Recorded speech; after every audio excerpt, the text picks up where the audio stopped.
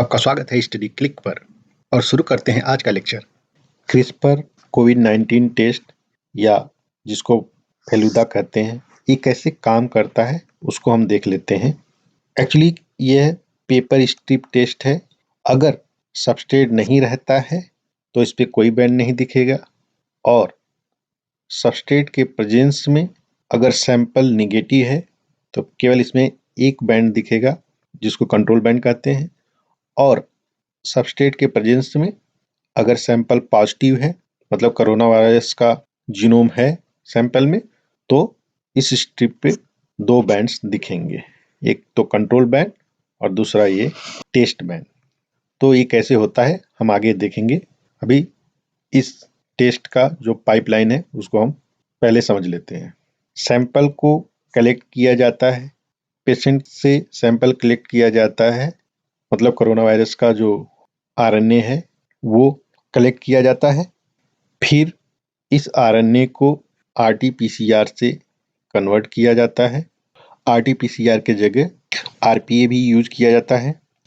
RT-PCR या RPA recombinase polymerase amplification use करके RNA को सीडीएनए में कन्वर्ट किया जाता है और इस आरटी-पीसीआर स्टेप में या आरपीए स्टेप में सैंपल को बायोटिन लेबल भी किया जाता है। फिर ये जो बायोटिन लेबल सैंपल होता है इसको फेलुदा मिक्स में ऐड किया जाता है। फेलुदा मिक्स क्या है? इसमें फैम लेबल ट्रेसर आरएनए होता है या कहिए गाइड आरएनए और FN Cas9।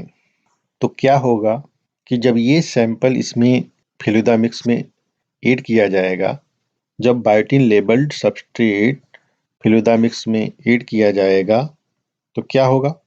Guide RNA targeted sequence को बाइंड कर लेगा, तब Feluda mix plus biotin label substrate को इस स्ट्रिप पे पास किया जाएगा। देखिए सैंपल का जो डायरेक्शन है, फ्लो का डायरेक्शन है, इस तरह से स्ट्रिप पे पास किया जाएगा और इस स्ट्रिप पे ऑलरेडी स्ट्रिप्टाविडिन का कोटिंग होता है। तो देखिए क्या होगा, स्ट्रिप्टाविडिन जो है वो बायोटिन से कॉम्प्लेक्स बनाता है। तो मान लीजिए ये आपका Cas9 और गाइड आरएनए है। गाइड आरएनए में फैम है और ये आपका सबस्ट्रेट है और सबस्ट्रेट में बायोटिन है। तो गाइड आरएनए आपके सबस्ट्रेट से, मान लीजिए आपका ये पॉजिटिव सैंपल था, बाइंड किया हुआ है। ये जो बायोटिन है ये जब इस स्ट्रिप पे पास किया जाएगा तो ये बायोटिन क्या करेगा, स्ट्रिप्टाविडिन से, यहाँ स्ट्रिप्टाविडिन का कोटिंग होता है, उससे ये बाइंड कर लेगा।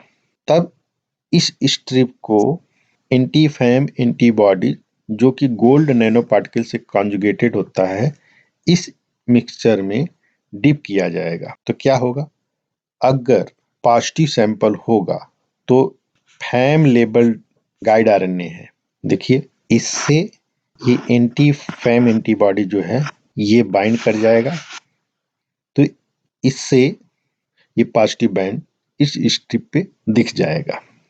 अगर सैंपल निगेटिव होता तो ये एंटीबॉडी इसको रिकॉग्नाइज नहीं करेगा, इसलिए निगेटिव सैंपल में यहाँ पे आपको कुछ नहीं दिखता है। चलिए इसको थोड़ा आगे अच्छे से समझ लेते हैं। तो फेलुदा कैसे काम करता है, रफली ये 4 स्टेप में काम करता है। एक्चुअली ये जो Cas9 बेस्ड टेक्निक है, इसमें Cas9 म्यूटेटेड होता है, ये क्लीव नहीं करता है, ये केवल न्यूक्लियोटाइड सीक्वेंस को रीड करने में हेल्प करता है, जबकि Cas12 और Cas13 बेस्ड जो मेथड हैं जो कि यूएस में डेवलप किए गए हैं MIT और हार्वर्ड यूनिवर्सिटी द्वारा, ये रिपोर्टर मॉलिक्यूल्स को क्लीव करते हैं। तो ये एक बेसिक डिफरेंस है Cas9 बेस्ड और Cas12 एंड Cas13 बेस्ड कोविड-19 क्रिस्पर टेस्ट में। तो ये कैसे काम करता है, एक्चुअली पहले स्टेप में क्या हुआ कि साइंटिस्ट ने गाइड आरएनए डिजाइन किया है जो कि फैम से लेबल्ड है। देखिए यहाँ पे ये फैम लेबलिंग किया गया है। तो जैसे सैंपल कलेक्ट किया जाता है पेशेंट से, तो पहले आरएनए एक्सट्रैक्शन किया जाता है, उस आरएनए को single step RT PCR, reverse transcription PCR या recombinase polymerase amplification RPA protocol द्वारा एम्प्लीफाइड किया जाता है और उसमें बायोटिन का लेबलिंग किया जाता है। ये एक स्टेप में होता है।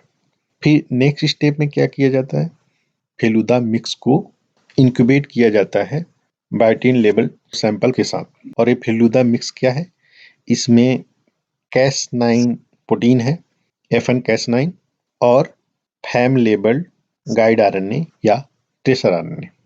और जो पेपर स्ट्रिप है इस पे स्ट्रेप्टाबिडिन इमोबिलाइज्ड होता है। ये अगर सैंपल पॉजिटिव है, मतलब वायरस सीक्वेंस प्रेजेंट है, तो क्या होगा, आरटीपीसीआर या आरपीए के बाद जो बायोटिन लेबल डीएनए सीक्वेंस है उससे गाइड आरएनए बाइंड कर जाएगा। और क्योंकि स्ट्रेप्टाबिडिन जो है वो बायोटिन से बाइंड हो जाता है, तो ये पूरा कॉम्प्लेक्स यहाँ पे बाइंड हो जाएगा। मतलब Cas9 guide RNA plus viral sequence जो कि आरटीपीसीआर या आरपीए के द्वारा सीडीएनए में कन्वर्ट हो गया और बायोटिन लेबल हो गया। तो ये कॉम्प्लेक्स यहाँ पे बन जाता है स्ट्रिप पे। और अगर सैंपल निगेटिव होता तो ये कॉम्प्लेक्स यहाँ पे नहीं बनता। फिर क्या होता है कि एंटी फैम एंटीबॉडी जो कि गोल्ड पार्टिकल से लेबल्ड है, इस सॉल्यूशन में इस स्ट्रिप को डिप किया जाता है। तो क्या होगा कि फैम के अगेंस्ट ये एंटीबॉडी है, तो यहाँ पे ये gold particle labelled antibody bind कर जाएगा। साथ ही साथ इस स्ट्रिप में एक कंट्रोल बैंड भी रखा गया है। तो जब इस पेपर स्ट्रिप को एंटीफैम एंटीबॉडी मिक्स में डिप किया जाता है तो पॉजिटिव कंडीशन में 2 बैंड दिखते हैं, और अगर सैंपल निगेटिव होता है, वायरस का इन्फेक्शन नहीं हुआ होता है, तो केवल यही कंट्रोल बैंड दिखता है। इसको हमने ऊपर ऑलरेडी देखा हुआ है। लाइक, शेयर और सब्सक्राइब करें स्टडी क्लिक को। थैंक यू, धन्यवाद, जय हिंद।